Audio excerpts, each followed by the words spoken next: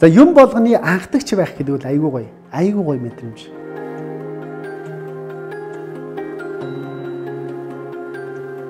Бид орон таймагт төрсөн, тий? Тэгээ айгүй тийм төрийн улсын зүгээр жирийн одоо албаа агчийн 7 хүүхдийн нэг ус төрсөн байхгүй юу? Азар би боловсрол эзэмших боломж олдоод Улаанбаатар руу Монтүрк хувийн сургуульд ирсэн. Тэгээ бас төгсөөд бас азар Турк руу бас одоо их сургуулиас сурах боломж олцсон байна. Энэ бүхэн бол би хизээч мөнгөөр худалдаж авч чадахгүй, манай аав ээж гэр бүл төлж чадахгүй. Боловсрол тэгэнгүүт чинь бидний тэр одоо хөгжингөө улсад төрсэн, том хотод төрсэн, баян айл төрсэн хүүхдүүдтэй тодорхой хэмжээнд боломжийг нь тэгштгэх боломж нь болохоор боловсрол болж таарч байгаа.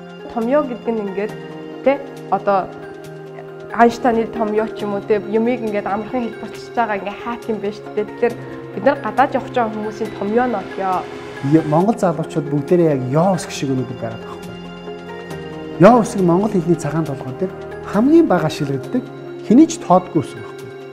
Тэрнтэй адилхан монгол залуучуудыг өнөөдөр хинч тэ дэлхийн хамгийн шилдэг мэрэгчлэн хамгийн мундаг хүн болгоход нь хинч тоохгүй байгаа байхгүй.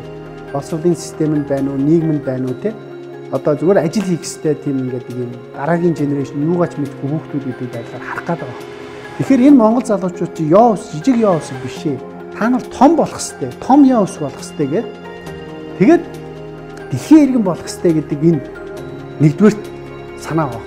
Чамайг би жижиг ёо биш, том ёо болоход чинь зориулсан тэр томьёог нь бид нар гаргаж өгнө. Манай багийнхан те. Тэрийг нь ап дээр гаргаж өгөөд та нарыг дэлхийн мундаг иргэн болох, бүлээн зөвшөөрөгдсөн мэрэгчлэн болох чинь бид томьёолж өгнө гэсэн тийм утгатай үг байгаа. Бити жижиг ёо монгол залуучууд бүгдээрээ том ёо гэсэн үг байна. Тийм үү?